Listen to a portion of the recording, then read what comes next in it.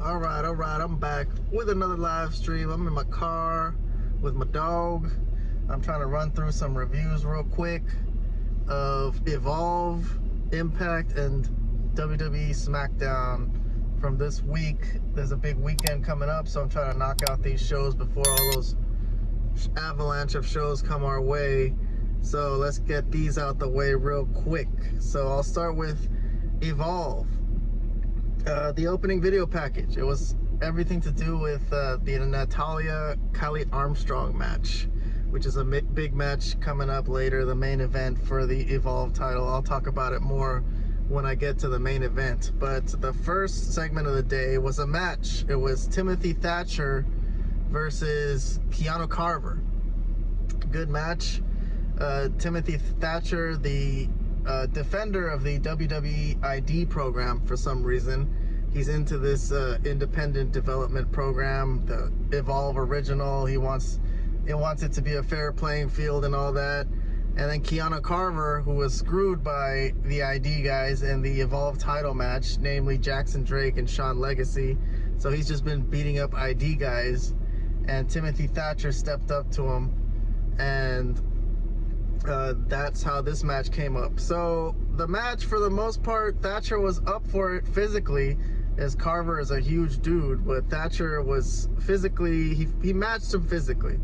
So Carver, he put Carver in submissions earlier in the match, so it was interesting to see Carver sell and try to, you know, be a regular wrestler for once, not just overpower and dominate people. So it went back and forth though. Carver took control for a while. The finish was a vicious pounce by Carver, and then Carver didn't let go of Thatcher as Thatcher was on the ropes, and he's smashing his face onto the apron through the ropes. He doesn't break the hold, and the ref calls for a DQ, and then he keeps doing it. And then referees and officials come out to break it up, and post-match Thatcher just looks like fucked up as hell. So interesting finish. Carver took the loss, but he wanted to send a message and beat the shit out of Timothy Thatcher. I'll give it a half a thumbs up. I'll give it a half a point on my review system. I thought it was pretty interesting, and it'll lead to more storylines later on. So I thought this was a good match. I thought it was a well-worked match. But I'm gonna move on to the next segment. So backstage, Vanity Project are hanging, all of them, and enter Stevie Turner. So Stevie Turner is the authority figure here, and she's on the phone. So she's telling Vanity Project, hold on, I'm checking on the status of Thatcher, which Vanity Project don't seem too worried about. They're more worried about Lindsay Dorado, who pinned Vanity Project in a tag team match, 6-man tag last week, and they think that he didn't deserve that win. So they're wanting to complain to Stevie Turner about that. So Stevie Turner gets off the phone, and she informs them that Jackson Drake will defend the title against Lindsay Dorado.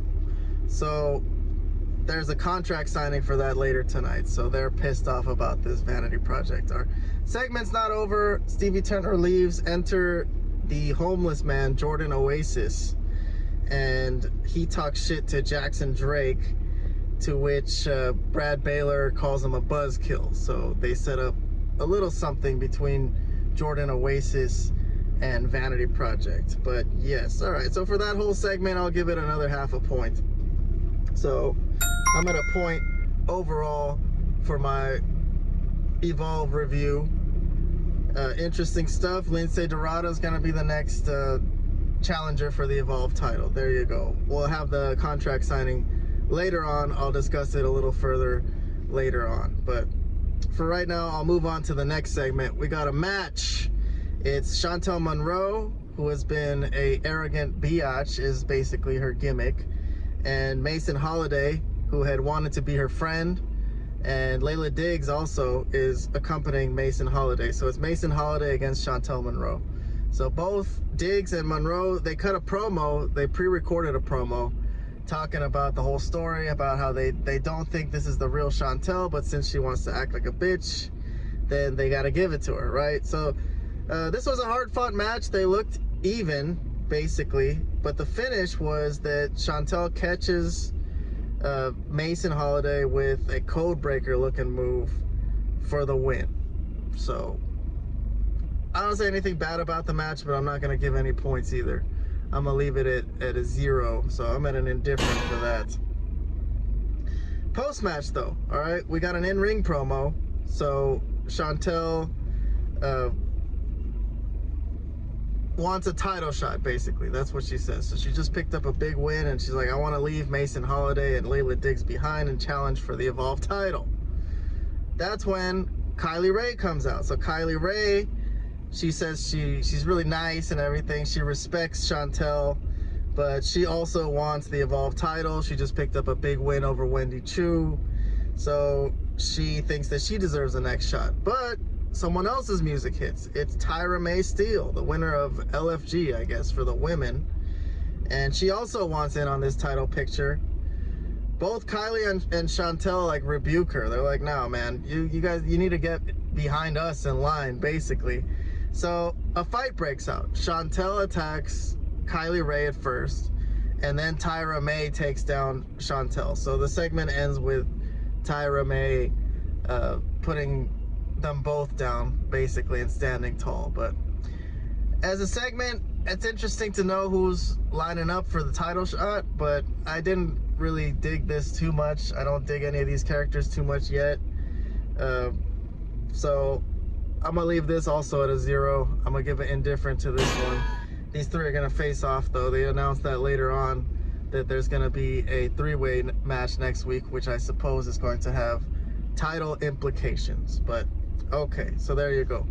Next segment, moving on. I'm trying to run through these 3 shows as quickly as I can. Next, we got a backstage segment. Chuy Martinez, the interviewer of this show, catches up with Stevie Turner, the authority figure, wants an update on Timothy Thatcher. So Thatcher apparently is not doing well, according to Stevie Turner. He's really fucked up, and that's all we hear about that, because enter Ridge Holland. So Ridge Holland, who we last saw in NXT lose to Ricky Saints. I've been mentioning him a lot on my NXT reviews as Chase U is back, and I always said, hey, this is kind of something that should piss off Ridge Holland, and he should come back and, you know, do something about that, because he ended Chase U, but since he's gone, they just started it up again. But looks like they're not thinking about Ridge Holland coming back to NXT. Instead, he got sort of demoted to Evolve here, and he basically says he wants to teach the Evolve talent, the younger talent, a lesson, and teach them, do to them what the wrestling industry is going to do to them in the next 5 years. So a dark commentary on the wrestling industry in general, but he wants a title shot. So Stevie Turner answers him. He's like, no, man, like, that's not how it works here. We're glad you're here and you have interest, but no, you have to earn it, basically. Enter Tate Wilder. So we've seen a couple video packages from Tate Wilder. He's like a cowboy looking guy. This is his first actual scene, not video package, but, you know, in the show. He comes out, he's like, I'm ready, my medical, you know, records are in order, and he's ready to fight. So Ridge Holland is there. He tells him, hey, you know, this ain't the rodeo, and they kind of have a tense face-off, and Stevie Turner doesn't want to deal with any of this. He's like, I'm leaving, I got that contract signing to get to. So Ridge and Tate Wilder stare off, and it looks like that might be a match coming up. So for this segment, I'll throw another half point in there for this segment. I kind of liked it. I will say, if I can ignore the fact that Ridge Holland basically got cut off from NXT, it's interesting to have him here. He was actually a main roster guy too. He was in Sheamus's group, so interesting to see him fall all the way off. I don't know if they'll use him the job. I don't know why they didn't like him at all. I thought he did pretty well with Bully Ray and everything, and the last time he had a run. Great match with Andre Chase. So I'm a little miffed here. I don't really understand why he's getting demoted all the way down to Evolve, but Nonetheless, I still gave this segment a half a thumbs up just for the segment on its own, standing alone. But I'm moving on. Next up, next segment, backstage. It's a little small segment. We just see Wendy Chu. She's deep in thought, and the commentators mention how she's been affected by her loss to Kylie Rae, and she's just mentally affected by it, basically. So she's just depressed. She's usually depressed, but now she's pretty damn depressed. So for this update on Wendy Chu, I'll give another half thumbs up, half point on my Evolve review. Next up, we got an in-ring contract signing. So this is Jackson Drake and Lindsay Dorada. So Jackson Drake comes out with all of Vanity Project. Everyone's with him. He's disrespectful, young guy. He puts his feet on the table. He grabs the mic from Stevie. He's like, you know, it's disrespectful. He thinks it's disrespectful to even have him face Lindsay Dorada in this match. And, you know, he mentions how Lindsay wouldn't have won last week if it wasn't for LWO. And Lindsay comes back. He said he came back to help the youngsters. He wouldn't have even challenged for the Evolve title, but he says he wants to shut up Jackson Drake and the Vanity Project because of their arrogance. And to which Jackson Drake responds that he has a right to be arrogant, and he signs the contract. So he actually doesn't look at the contract, is what happens here. And Lindsay Dorada reveals that Vanity Project are banned from ringside for this match. And if there is interference from the Vanity Project, that the title would change hands on a DQ due to interference. So obviously Vanity Project are fucking pissed off. What the hell? Are you serious? They say. And Lindsay goes one hundo, the catchphrase of some of the guys in Vanity Project. So that was a good little comeback from Lindsay, and the Vanity Project are just pissed off to end the segment. So for this segment, I'm gonna give another little half thumbs up. I wasn't expecting anything from this. My initial thought was, why even have a contract signing for a match like this? It seemed like not important enough. But regardless, I think it turned out okay. So I'm throwing another half point into my review. Next segment, we got a backstage segment. It's Kendall Gray. She's hanging out with Carly Bright. Kendall, who, you know, has kind of spurred Carly's advances for friendship. At this point, she's kind of just talking about the mystery assailant, though. The girl who's been attacking people, including Carly Bright. She has attacked Carly Bright. Kendall admits that she was wrong, that Zara Zacher wasn't the attacker. She was with Zara Zacher last week when there was another attack. So Carly was just like, oh, surprised that she admitted she was wrong for something, which was kind of funny, but she did mention that she was kidding. And Carly talks about the rehab she's been going through since the attack, and that it's been a downer for her, that it's ruined her momentum. But they both basically make a promise to each other to find the attacker whenever Carly Bright returns from the injury that she's rehabbing right now. So, all right, well, at least they mentioned the mystery assailant. We'll actually find out who it is before the end of the show is up. But for this segment, I'll throw a half a point in there. Why not? I was gonna give it an indifferent, but for the storyline, I'm into this storyline. I've been trying to guess who the hell is the mystery attacker all along, and I think I did not nail it on the head. I thought it was one of two people, and I ended up being right that it was one of those two people. But we'll come to that later on in the show. I'll move on to the next segment for now. Backstage, we got an interview.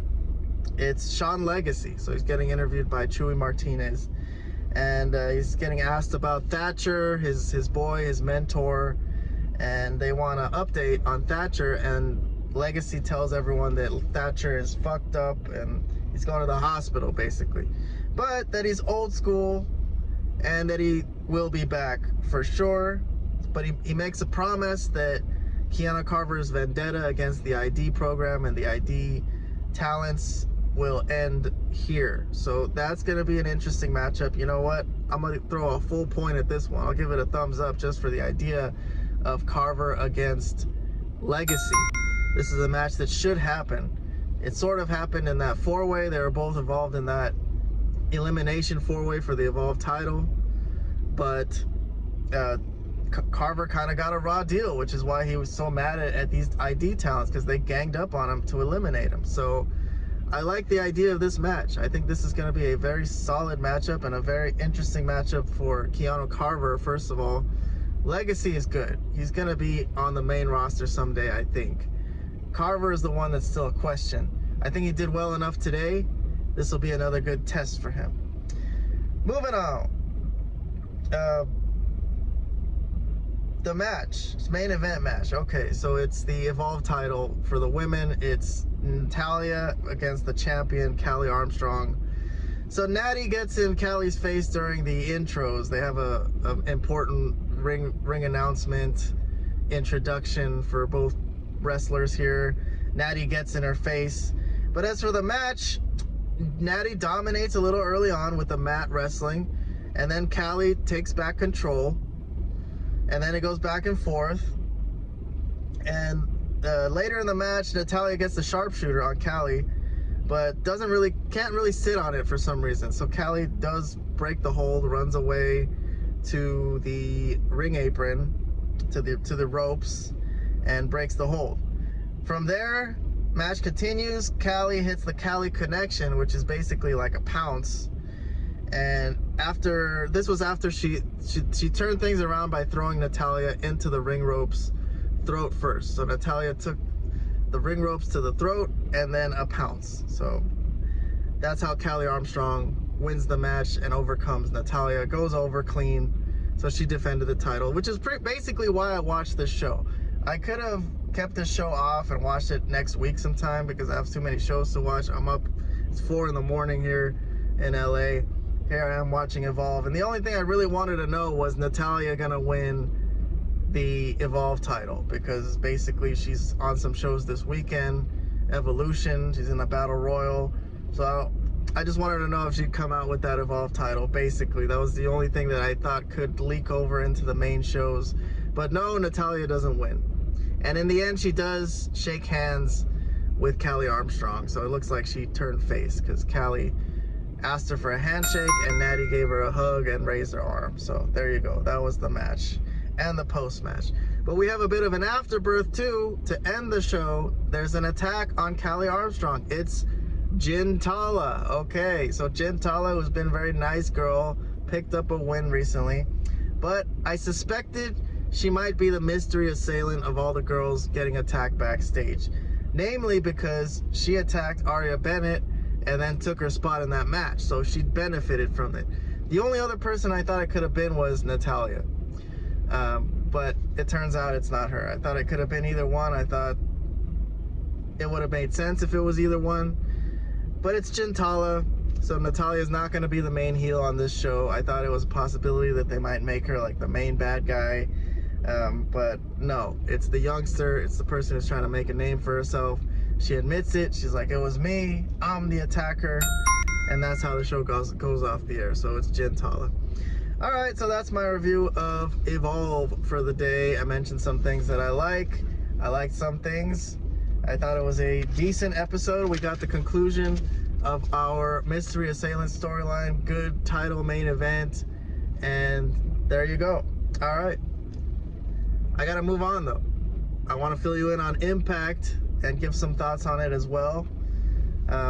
This also has a lot to do with WWE, as a lot of NXT guys are there. Trick Williams is the champion, and NXT's Trick Williams, and JC Jane and Fatal Influence are also involved with Masha Slamovich over there for the Knockouts / NXT title, so I'll talk about that more when I get there.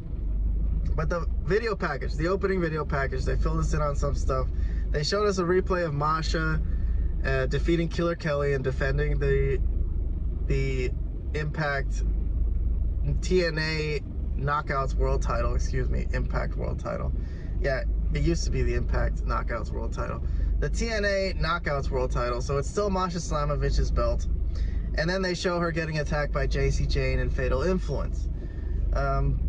So the other thing they covered in the opening video package was Trick Williams and Kazarian laying out Joe Hendry and Santana to end last week's show. So we'll get a little bit more on Trick Williams later in the show. But for now, I'll start with the first segment. So the first segment is a match. It's Ash and Heather by Elegance, the Elegance brand. They're with M and their concierge, their personal concierge, and they're facing off against Harley Hudson and Miley Grace, the newcomers. So there was a pre-match promo in the ring. The personal concierge, he took a shot at the crowd, called Pittsburgh. He said if it was anywhere in the world he would want to give an enema to, it would be Pittsburgh. So basically he's saying all those people deserve to be flushed out the ass of Pittsburgh. Good insult. I'll give it a half a point for the insult. Then there was a pre-recorded promo with Heather and Miley. So they talk about how they respect Ash and Heather for their compliments, but they aim to earn a title shot here with a win. So if they can beat the tag team champions, the world tag team champions here, it looks like they'll be in line for a win or for a title shot at some point.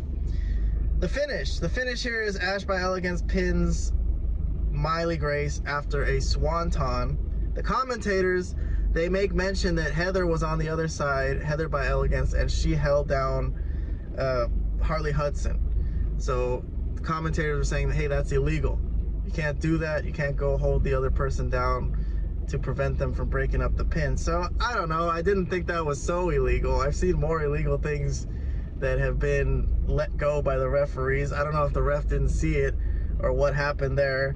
Regardless, it's a win for Ash and Heather ahead of their match against the Inspiration, and that's that. So I'll give it a half a point for the match. Everyone looked good.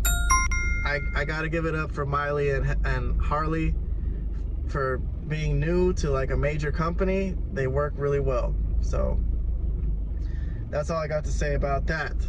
Next up, we got a backstage interview. It's the Hardys and the Rascals who will face off against the Nemesis and First Class tonight. All four of those teams are in a ladder match, four-way at the pay-per-view Slammiversary. So this is like a preview of that. It's 4-on-4 today, 2 teams against 2 teams. One thing about the Rascals though, Trey Miguel's injured, so Myron Reed is filling in for him. I guess he's a friend of the Rascals. He's a wrestler, so they're just plugging him into that spot, and he'll just fill in for Trey from here on in until Trey is back from his hernia. But these 2 teams, the Hardys, the Rascals, they talk nice to each other. They're like, yeah, we want to build some momentum into this match, heading into this match at Slammiversary, but then it'll be every team for themselves. So they shake hands with them, and they're gonna try to coexist tonight. So no signs of trouble amongst these baby faces, but we'll get to that match later on. No points for me on this backstage interview. Very nicey nice. But next up, we got a 6-man tag. It's Cedric Alexander and the Good Hands from Order 4. So it looks like they've defected from Order 4 and they're basically teaming with Cedric Alexander here. And they're facing off 3-on-3 against 3 of Mustafa Ali's security guards who appear to be like indie wrestlers or something. I don't know who they are. I didn't research that deeply into it. But there's a spot. It's a backflip onto the opponents on the outside that I'll give a half a point to. So that was from Jason Hotch. Jason Hotch of the Good Hands. Nice backflip onto the outside of the ring, and this is an easy win. So they dispatch of Mustafa Ali's security and pick up a win. But there's an afterbirth. So Mustafa Ali comes from the back with a steel chair, and he looks to attack the Good Hands and Cedric Alexander. But Cedric gets a low blow. Sorry, low blow. I'm jumping the gun. There is a low blow here. Cedric gets the advantage on Mustafa, and it looks like he's going to take him out when Tasha Steelz comes from behind and low blows Cedric Alexander. So everyone's like, what the fuck? Everyone thought Mustafa Ali lost his stable, that the Order 4 is trying to go with Cedric Alexander now. And Mustafa Ali grabs the steel chair and nails Cedric Alexander on the back. So, all right, I'm going to give 1 point. I like that. Thumbs up to Tasha Steelz for throwing us off, I guess, giving us a surprise. And I'll give a half a point to the chair shot for Mustafa Ali. He really laid it in on the back, safe, but it looked good. At least it wasn't on the head. But Ali is surprised at Tasha, but to end the segment, he leaves with her. So he wasn't expecting that. Wasn't expecting Tasha to turn back to him after all the abuse that he's laid on Tasha and the good hands, or the great hands. But he follows Tasha out to the back. So I'm gonna give a whole point to this segment too. So I thought this was good. We're gonna get more of this backstage, so that'll come on a little later. So we'll get back to this a little later on. For right now, I'll move on to the next segment. It's a tag match. It's Masha Slamovich and Lei Yingli. So Lei Yingli and Zaya Brookside is also with them. Lei Yingli and Zaya saved Masha from the attack at the hands of the Fatal Influence last week. So they're facing off. Masha and Lei Yingli are against JC Jane and Fallon Henley from Fatal Influence from NXT. So this is billed as a possible preview of a match at Slammiversary between Masha Slamovich, the Knockouts champion of TNA, and possibly JC Jane, the NXT champion, if she could get past Jordynne Grace, her next match on NXT's Great American Bash. So the winner of Jordynne Grace and JC Jane will face off against Masha in a title versus title match at Slammiversary. That's a big match. I was not paying attention. I was kind of forwarding through last week's show, but I didn't notice that they announced that. That's kind of crazy. I don't know what's going to happen there. I mean, I was thinking Jordynne Grace is going to win this NXT title on Great American Bash, and then that would set up Jordynne Grace versus Masha. But that doesn't really make sense to me now. Now that I know there's going to be a title versus title match, I'm kind of thinking that it will make more sense if it's JC Jane and they could hold off on Jordynne Grace becoming NXT champion. Maybe have her feud with Blake Monroe or possibly something like that. Regardless, that is a very interesting development. I think that'll be hot. Seems like one way or another, someone is going to get all the titles. So I'm looking forward to see how they book all this. But regardless, Fatal Influence start the match with a lot of tenacity. JC Jane and Fallon Henley do. They trap Lei Yingli for a good while in the ring as she looks for the hot tag to Masha Slamovich, the world champion. So I'll give some credit to Fatal Influence for the work. I think they both look good, Fallon Henley and JC Jane. I'm gonna give them a thumbs up just for their work. Finally, there's a hot tag to Masha. The finish is Lei Yingli pulls out JC Jane and decks her basically on the outside, leaving Fallon Henley to take the pin against Masha Slamovich in the ring. I'm gonna give a whole point for this match as well. Thumbs up. I like the match. That's all that happened though. There wasn't really anything else. So Fatal Influence don't get over tonight. They look good though. I thought the work looked good. If the point of them being here is just to get more work, I think Fallon Henley in particular really laid it in, and I see no reason to fire them or cut them because of these performances. So I will say that I think they did well enough. Moving on though, Trey Miguel is out. Injury report. This is the injury report. Trey Miguel, as we've discussed earlier for the Rascals, is out. Killer Kelly, who also faced off against Masha Slamovich last week in a brutal hardcore match, she's out injured. And Matt Cardona, who was attacked by Dark State, is also out injured, but he'll be back soon. So they say he's out for now, but he should be back next week. So we will get more on that in a minute. But I'm gonna move on to the next segment. It's a backstage segment. Leon Slater's hanging out, and he gets confronted by the entire system, including Moose, who he will be facing for the X Division Championship at Slammiversary. So Leon and Moose have like an intense back and forth. You know, Slater says he's ready to win this, and Moose says no, he's gonna be champion for a long time. So Leon Slater's like, you better watch out. This is going to be the toughest match of your life. He did good. I'm going to give a half point for that segment between them so far. There's more to come. But between Leon and Moose, I think they did a good job building up this match. I think they've been doing a good job building up this match. And I expect Leon Slater to win this match and become the youngest ever TNA champion for the X Division. So we'll see, though. Leon Slater leaves the scene. Enter Matt Cardona. So Matt Cardona, who has sort of been feuding with the System and Eddie Edwards, he talks about Dark State, who attacked him and jumped him, and he thinks that they're just getting started here in TNA, and he thinks it would be a good idea if they teamed up with the System. He wants the System to watch his back against Dark State. And the System just kind of laugh at him. They're like, ha, yeah, right. They just blow him off and leave. So interesting that Matt Cardona will team with some heels to defend the honor of TNA, it seems, from some outsiders. Matt Cardona's not even a TNA guy. But regardless, interesting development. So I'll throw a point at that one. I'll give that a thumbs up too. I think Dark State and the System might be an interesting development here. So I kind of want to see that, to be honest. But I'll move on to the next segment. It's a match. It's an international title match, a three-way. Macklin's the champion, and he's facing off against Jake Something and Mance Warner, who's with his girlfriend, Steph DeLander. So steel chair is introduced into this match. It's a no DQ. It's a three-way. Mance Warner obviously is a hardcore guy, so he brings the chair in.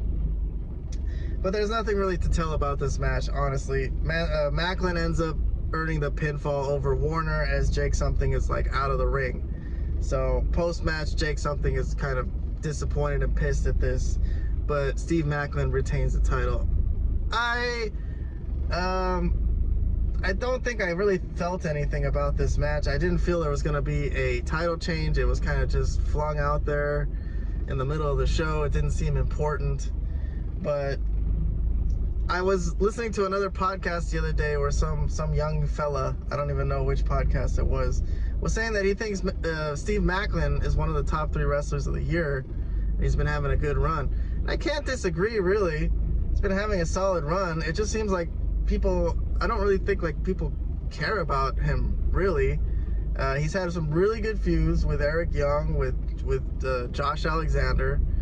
But it just doesn't seem like, if he was really a top guy like that, they should put him in the main event. But I don't think people, he does great work. He's solid. But he's not like a guy that really captures people, I don't think. He's just very ordinary looking. His persona is just serious, you know, kind of pissed off, hard-working guy. It's just not very charismatic, in my opinion. But that's not really saying something very terrible, to be honest. But I'm not giving any points to this match. I'll give it a 0 on this day.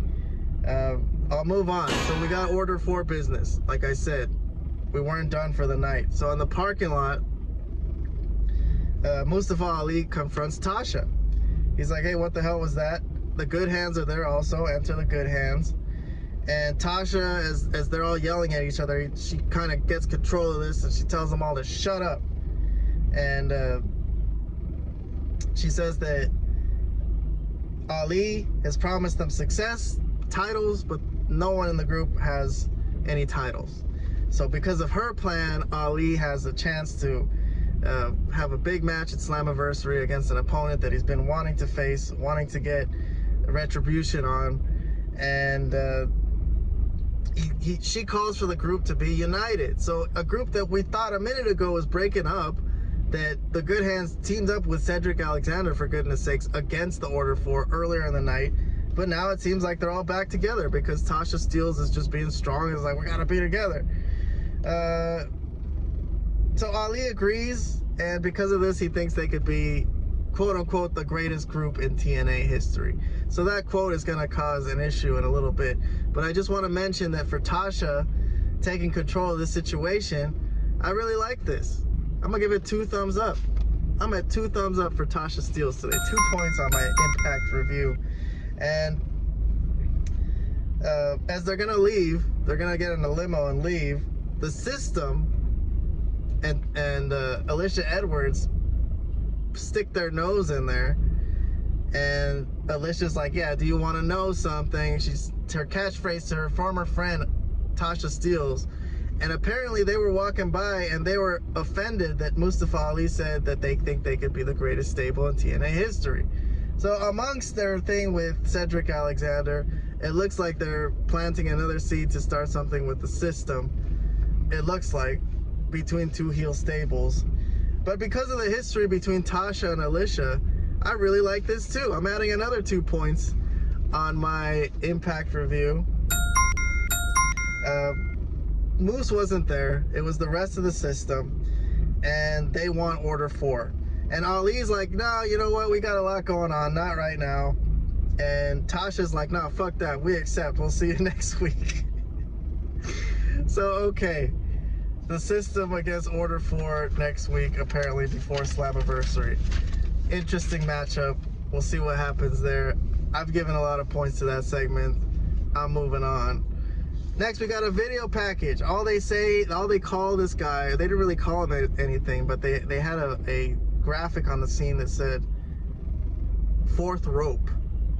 It's Enzo Amore. So Enzo Amore is here. You know, everything is certified G, bona fide stud, all these catchphrases he's got, obviously. And he's here. He's here in TNA. So he points at the door. He's like, is that the forbidden door? Is that the door I walked through to get in here or whatever? But that's it. It was just a black and white scene. He threw a lot of catchphrases at us. No Big Bill, no Morrissey. So he's here on his own, it seems. But I'm going to throw it a half a point, not for the promo, not for the video package, but just for the idea of having this guy, whatever they're going to call him in this company, on the show. Because it should be entertaining. This is an entertaining dude, so I'll throw a half a point into my Impact review for this. Next segment, it's another video package. It's Santana. So he's talking about his upcoming title match against Joe Hendry and Trick Williams. More motivational shit. I call it boring motivational shit, to be honest. This is the thing about Santana. Everyone loves him. They think he deserves it. It's like a you deserve it situation. He's great in the ring. His work is fantastic. But this just sounded boring, man. It just sounded like he was reading off of paper. I mean, I'm sort of reading off of paper. I have like bullet points, but I'm not really literally reading word for word what I wrote here. You know what I mean? So this is an issue for wrestlers when they can't make things seem like authentic. I think it's authentic to him, but I think the way he's delivering it is just it's not capturing people. So that's my issue here. I'm giving this an indifferent. I almost want to give it a thumbs down, but it wasn't that bad. So I just think like the potential it has is disappointing, so I'll still refrain from giving a thumbs down here. Next segment, it's Victoria Crawford and Tessa Blanchard against, sorry, Victoria is with Tessa. Tessa is just accompanying Victoria to the ring. She's gonna join commentary because her rival and her next opponent, Indy Hartwell, is her friend's opponent tonight. So it's Indy Hartwell against Victoria Crawford. Tessa joins commentary. Commentary team wants to know why she doesn't like Indy, why Tessa doesn't like Indy. Tessa repeats what she said before, that Indy's only got opportunities because of her, that she opened the door for Indy Hartwell in wrestling, or else she'd still be in Australia, I guess. Commentators let her know that Indy thinks that maybe Tessa is jealous of her, since Indy's been getting all the publicity since she's joined TNA. And Tessa rebukes that. She's like, no, man, I got nothing to be jealous of Indy Hartwell for fuck's sake. I mean, she was the men's world champion, so she thinks she's way more accomplished, and that's that. So she's on commentary. She distracts Indy a bit as Indy's on the outside. The distraction of Tessa kind of gives Victoria an advantage for like 1 second, literally 1 second. And then we get a kick to the face from Indy, and 1, 2, 3, Victoria Crawford's down and out. Thanks for coming, Victoria Crawford. I'm like, what the fuck? That was a job match if I've ever seen one. She ran away for a couple minutes. She even got an advantage due to her help on the outside and still ended up getting pinned due to like a weak kick in the face. Weak looking kick, to be honest. So I was a little confused by that. She's a former WWE champion, but yeah, she's out here doing jobs to Indy Hartwell. So I thought that was a little too easy. Sometimes I think matches should be shorter, like when you're really facing a jobber, but this could have went a little longer. Post-match, Tessa grabs the mic. She's checking on Victoria, and she cuts a promo on Indy as Indy's walking up the entrance ramp. And she's like, Indy, you do nothing but ruin friendships, and you only got success because of me, is basically what Tessa tells her. Indy is like confused, like, really? I'm the one who ruins friendships? So, okay, I'm looking forward to this match, but I wasn't really into this match, particularly on this night, or her promo. I don't think Tessa is a great promo from what I've seen since she's been back. I don't really believe her. I know she's trying to act tough and angry, but I just don't believe her. So I don't know. I think Tessa's promo abilities is an issue. I wish it sounded more humanistic, I guess is what I'm trying to say. So I'm not giving any points here today. I'm at an indifferent for this storyline today also. I'm still at a 0 here. Moving on though. Santino and his daughter are hanging out backstage. Santino and Ariana. Santino's like, I want to talk to you about something, but they get interrupted. Enter Eric Young. So Eric Young is angry about Hometown Man / Cody Deaner. Tells Santino, like, hey, why is Cody Deaner here? He lost that match. He's not supposed to be on the show. And Santino's like, what the hell? That's not Cody Deaner. I signed Hometown Man myself. And EY is pissed. He's like, I've got his mask. And Santino's like, that's not proof. Anyone can buy a mask. I want proof. So if you get me proof, then I'll ban Hometown Man. So that's the story there.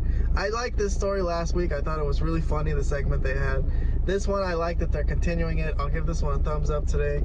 +1 point on my review. So that's what's gonna happen. Looks like Eric Young's gonna go on a rampage to try to prove Hometown Man is Cody Deaner and get him out of this company, just like he was supposed to be when he lost that stipulation match to Eddie Edwards. Regardless, the thing at the beginning of the segment where Santino was talking to Ariana and he wanted to talk to her about something, he basically just wanted to tell her like a useless fact about animals or something. So they just threw us off like there was something important coming, but it was nothing. So that I want to give a thumbs down to, honestly. Why'd they even throw that in? So I will give a thumbs down. I haven't been giving many thumbs downs lately, but I'll take a point off my Impact review for Santino and Ariana hanging out talking bullshit that doesn't have to do with wrestling. Anyways, moving on. Next we got a sit-down interview. It's Joe Hendry. Relatively in-depth interview. Basically, Hendry talking about how he's been a fan of TNA since it started, and he's embarrassed that he's the one who lost the title for TNA to a non-TNA wrestler, and he feels it's his responsibility to get it back. Again, very ordinary interview, much like the Santana one. Neither of these guys really inspiring me today. No points on that. Indifferent. Next up, 8-man tag. We got an 8-man tag. It's First Class and the Nemeths against the Hardys and the Rascals. So these are the 4 teams who are going to face off in a ladder match at Slammiversary. We're getting a preview of it today. It's 2-on-2. Trick Williams is on commentary as he's been aligned with First Class on this show. So the finish is Casey Navarro of First Class distracts the referee so that Matt Hardy will get nailed by Trick Williams. So Trick Williams gets up out of commentary and nails Matt Hardy to help his boys get the win here, and the heels win. Overall for the match, indifferent to me. Didn't care for the match. I don't think we need a preview of this tag title match, to be honest, with a 4-way like this, or a 2-on-2, 2 teams versus 2 teams match. We could have just jumped straight to the match. So I don't know. I don't like when they kind of give away stuff like this before the match. let us see the match. That'll be the first time we see these people interact. I think that'll be better that way. But there is an afterbirth, okay? So for the afterbirth, post-match beatdown on the Hardys at the hands of Trick and First Class. So enter Santana. So Mike Santana enters, tries to make the save, but the numbers are too many. So they're beating down Santana too when Joe Hendry's music hits. So Joe Hendry actually does clear the ring of Trick and everybody else. But as he turns around, he doesn't see Santana and he nails him too. So Santana's pissed, and there's finally some tension between these two baby faces ahead of that three-way that they're gonna have with Trick Williams at Slammiversary. There's also a contract signing for that tonight on NXT Great American Bash. Regardless, the faces get together in the ring and they keep Santana and Hendry apart to end the show. I'll give a half point in Orange Cassidy, half thumbs up to that afterbirth that had to do with the TNA World Title picture and the baby faces finally getting some shots in on each other. And looks like I could see that being a reason why neither of them win the title and it stays on Trick. So I know a lot of people are thinking that this is Santana's time. He could pick up the win and they could have a match where Joe Hendry doesn't have to get pinned. So it looks like all the stars are aligned for Santana, but I don't know, I get this feeling that it's not gonna happen. I don't know why, so I guess we'll have to see on that. But all right, filled you in on TNA Impact. A lot of WWE stuff there. We'll go to the last WWE show of the week, Friday Night Smackdown. So I gotta do this because we got 3 WWE shows coming up this weekend, including the Great American Bash, Saturday night's main event, and Evolution. So I gotta do this now. I gotta do this now, or I'll never get the chance, basically. It won't be useful. A SmackDown review after tomorrow's shows that come up just won't be useful. So let's get it over with. All right, SmackDown starts with an in-ring promo. It's LA Knight. So LA Knight is gonna face Seth Rollins at Saturday night's main event. He says he's gotten at Seth, he's gotten some shots in at him, but he wants more. He wants justice, he wants dignity, and he wants, above all, to hurt Seth Rollins. So in comes Paul Heyman. Enter Paul Heyman. So Paul Heyman says he sees no future in LA Knight. Cuts a short promo. Doesn't get a lot of time to talk because enter Solo's crew. Solo and his NFTs, I guess he calls them. MFTs, My Family Trees. That's a terrible nickname for a group. Terrible. I would give that 2 thumbs down, but that's not on the review today. But if I were to review just the nickname for Solo, awful, terrible, really don't like it. Regardless, Solo comes in, talks shit to Heyman. You know, Heyman looks really scared because he's been involved with Solo. He's gotten his ass beat by Solo. And basically, well, I will mention, I gotta throw it in. I'm gonna throw a half a point to the guy in the crowd who yelled out to Solo, "I love you, Solo." That was cool. But Solo basically tells Heyman, look, you gotta get out of here. I'll give you a chance to leave and, you know, you won't get your ass kicked again. So he does. All right, so for the interaction between Heyman and Solo, I'll give that a thumbs up. I'm adding a point to my SmackDown review. Solo offers LA Knight the same thing. He's like, leave and we won't kick your ass. So Solo's trying to run roughshod on this show now that he's got a bunch of new guys and a bunch of new henchmen. LA Knight obviously doesn't accept this invitation. He's got too much pride. Solo and the guys surround him like they're gonna kick his ass. And enter Jimmy Uso. Jimmy Uso enters with a steel chair, and the two hold off Solo's MFTs with the chair. And Solo's guys powder out, but scene's not over yet. Enter Nick Aldis, who's a little pissed off. He thinks Solo should be keeping his mouth shut and staying quiet, considering he has a title match tomorrow against Jimmy, where he's gonna retain his, or defend his US title against his brother. But Aldis is like, fine, you wanna go around starting fights tonight? I'm gonna book you in a match. So he books a tag match tonight. LA Knight and Jimmy against Solo and JC Mateo. So that's the main event coming up later on. I've already given some points to this segment, but I'm gonna add another point just for the whole thing. I think it was a decent opening to the show. Flowed well. You know, had a good pace. Didn't take too long. Thumbs up for me on the opening segment. +1 point. Next up, backstage we got Alexa Bliss. So she runs into Charlotte, her ally of convenience, as they're called. They're not friends. Alexa's actually wearing a t-shirt to say we're not friends. And Alexa wants Charlotte out there for her match, is what she's trying to say. She's like, well, look,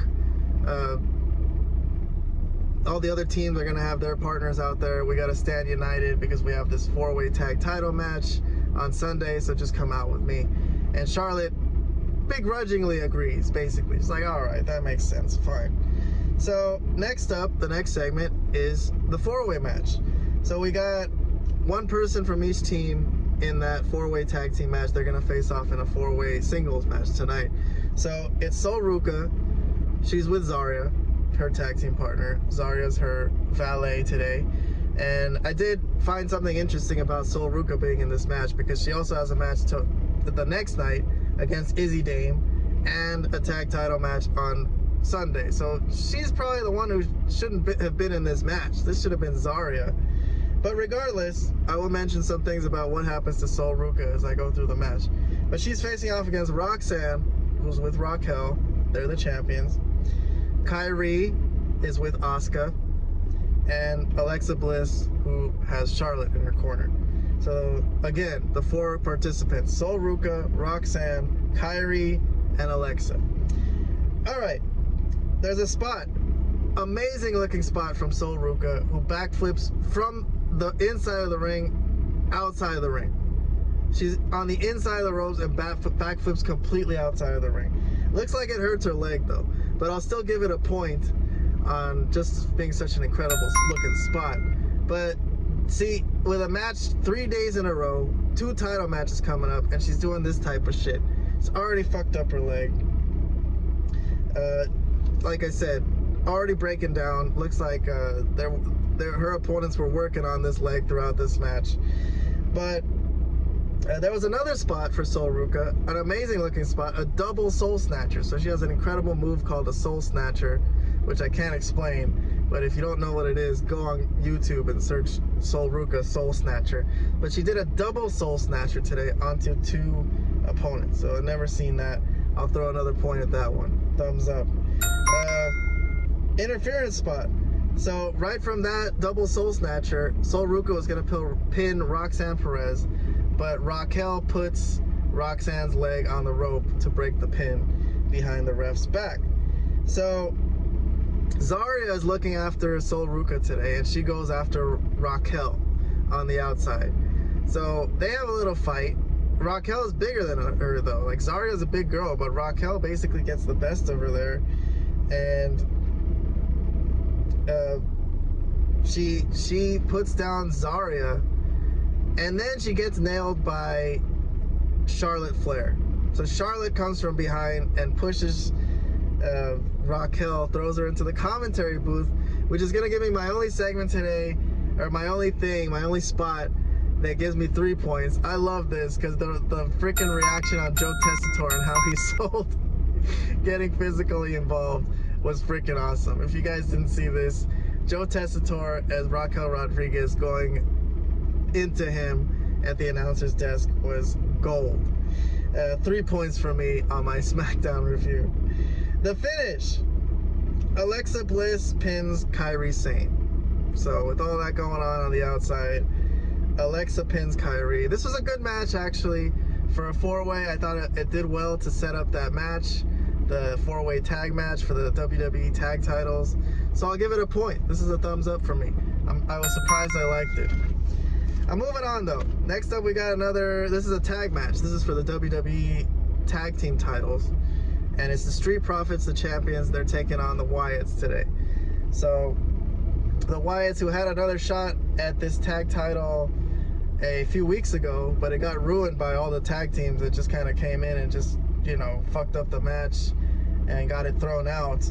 But Nick Aldis is insistent that he wants the Wyatt 6 in this tag team division. So he's giving them another shot, and everyone stays in the back this time to watch it. Interference spot. So the baby faces actually interfere. The baby faces in this instance seem to be the Wyatt 6, and Eric Rowan is on the outside, and he comes in to help Loomis and Gacy. So Gacy distracts the ref. Rowan pulls out Dawkins.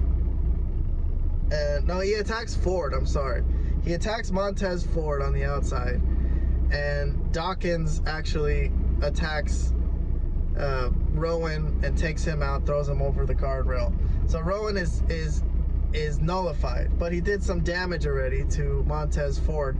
So Montez Ford gets in the ring after that and ends up taking the pin, and the Wyatts win the WWE Tag Team title. So there you go. Half a point for the match. Interesting stuff. Interesting title change. I'll give it a half a thumbs up.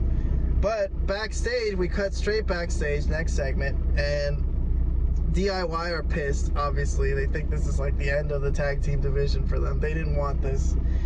Motor City and Fraxium are not as pissed. They're like, you know, serious about it, but DIY is proposing that they all work together to take out the Wyatts, and the other teams are like, nah, man, get out of here.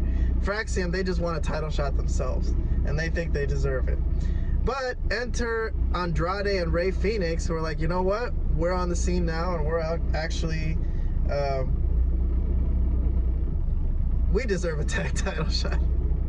So DIY are pissed. They're like, damn it, why are there more teams? Why are there more opponents for us coming in? So that's how that segment ended. I'll give that segment a thumbs up. I'm actually I think they've been doing a decent job with the tag team division on SmackDown. Unlike on Raw, I think they should trade some of these tag teams to Raw. Maybe a couple of them, because Raw's got nothing going on. It's like the complete opposite. But I'm moving on to the next segment. So Logan Paul is here. He's interrupting a Jelly Roll concert. So Jelly Roll is here in the house. He's been involved with WWE before. But he's putting on a concert, and Logan Paul interrupts it disrespectfully and talks shit to Jelly Roll, calls him an outsider, which prompts Randy Orton to storm out and say, you calling him an outsider? You're the outsider, you know?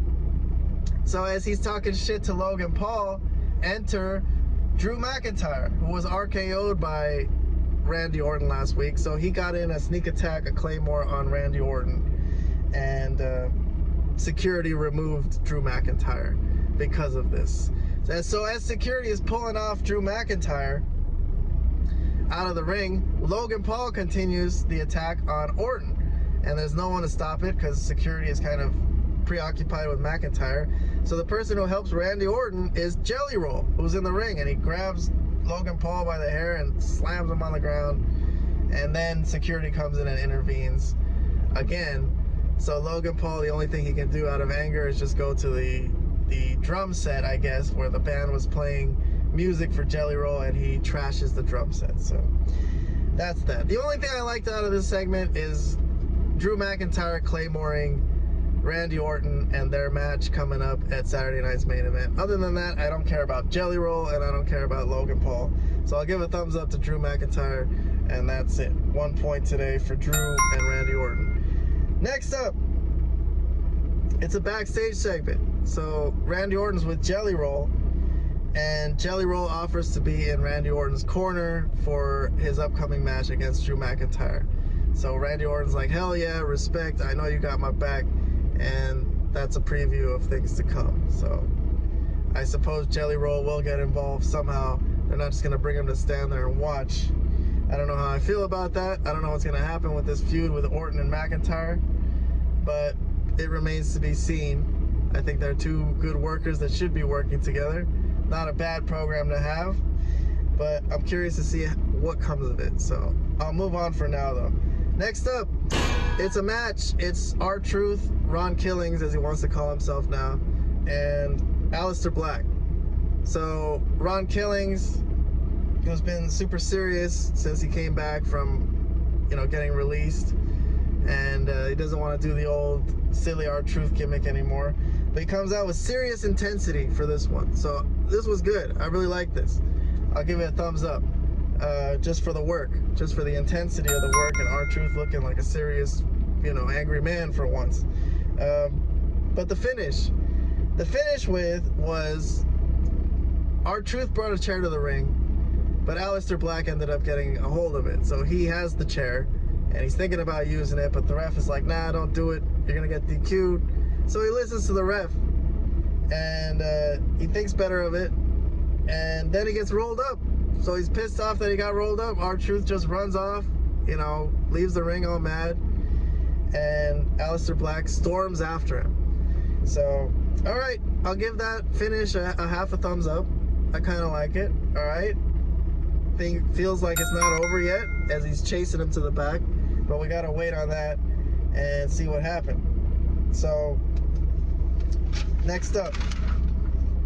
That's the very next segment. Okay, so we cut backstage, and Aleister Black is stalking R-Truth.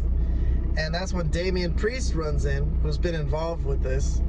And if anyone doesn't know why Aleister Black is fighting with R-Truth, the story started with R-Truth, you know, beating up Aleister Black's opponent just because he wanted a shot at Cena.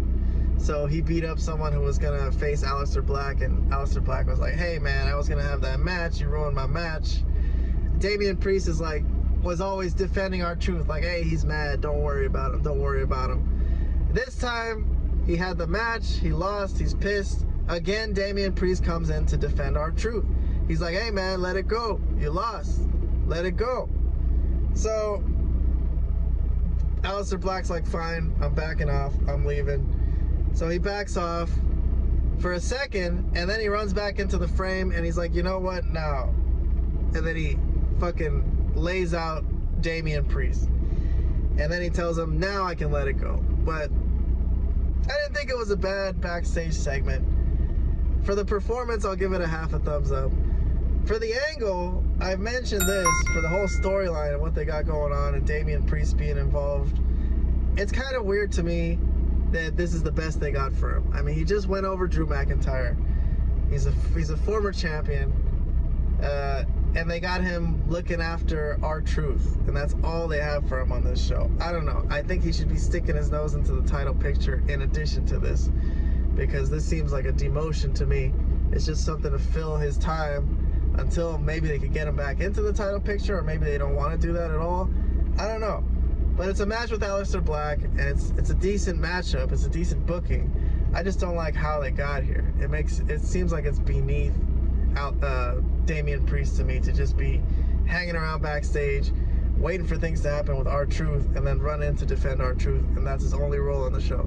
So for that, I want to give that a thumbs down for the overall storyline. Fuck it, I'll take off a point on my Smackdown review today.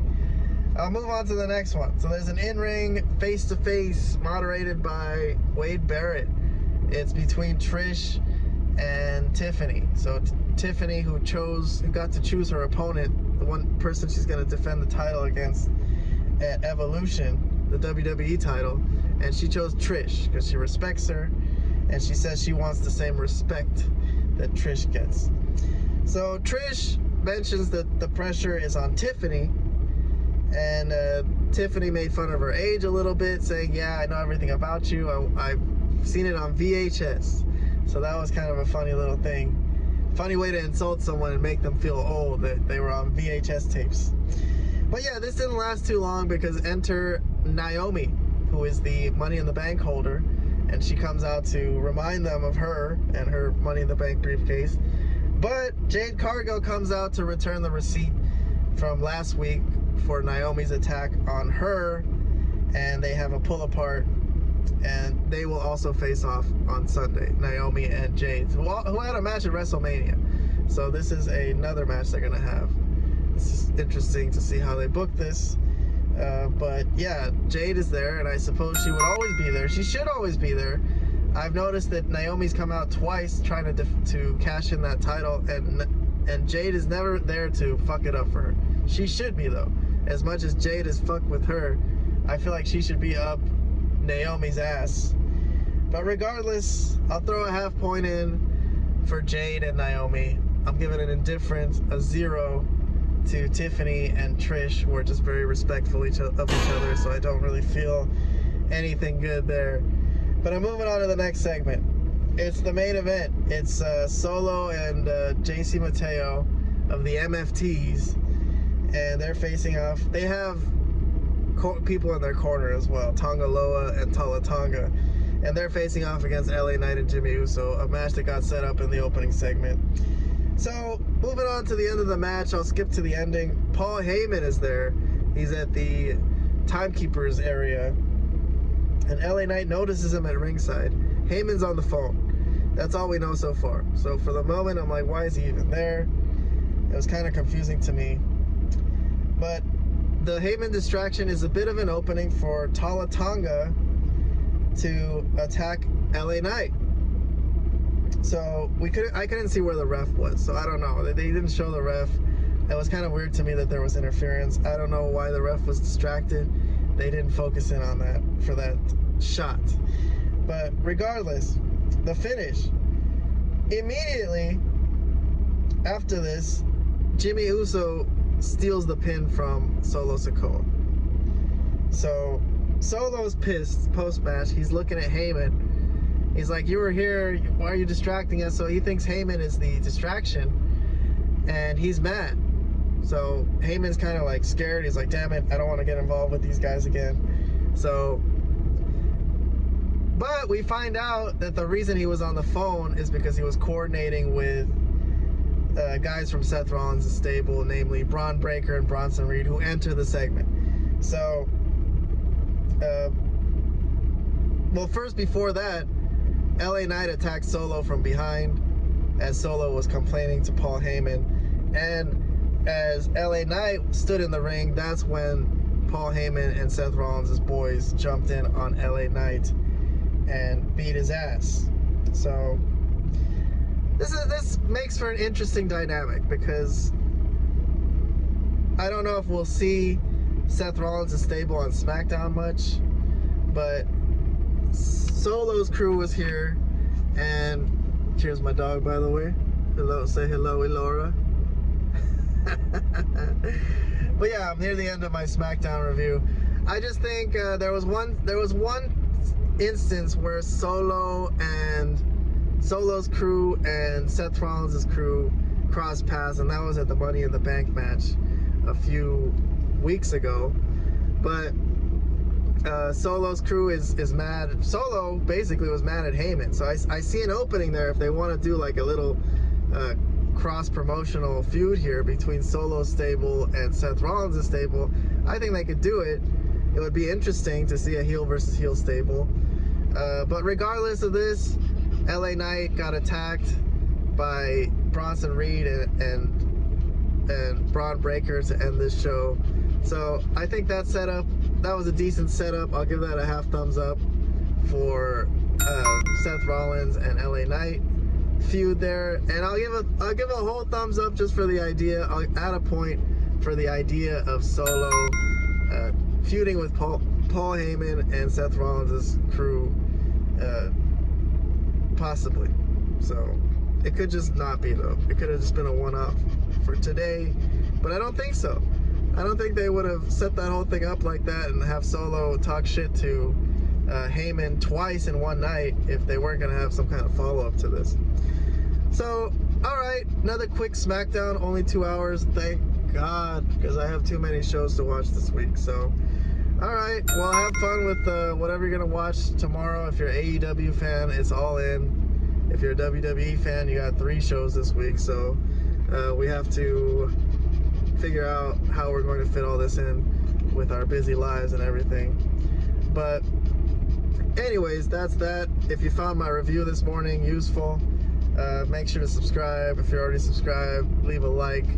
You know, it helps push the show into other people's faces. We're trying to get more viewers, and we will be back with the podcast at some point. I know these live streams are not very organized or prepared. I just kind of talk. I just kind of turn on the camera and start talking. But the Malapert Smart podcast will return at some point, and we will have more wrestling analysis in the future. So make sure you like and subscribe. But thank you, everyone. Enjoy the wrestling weekend. I'll see you on the next live stream, whenever that is.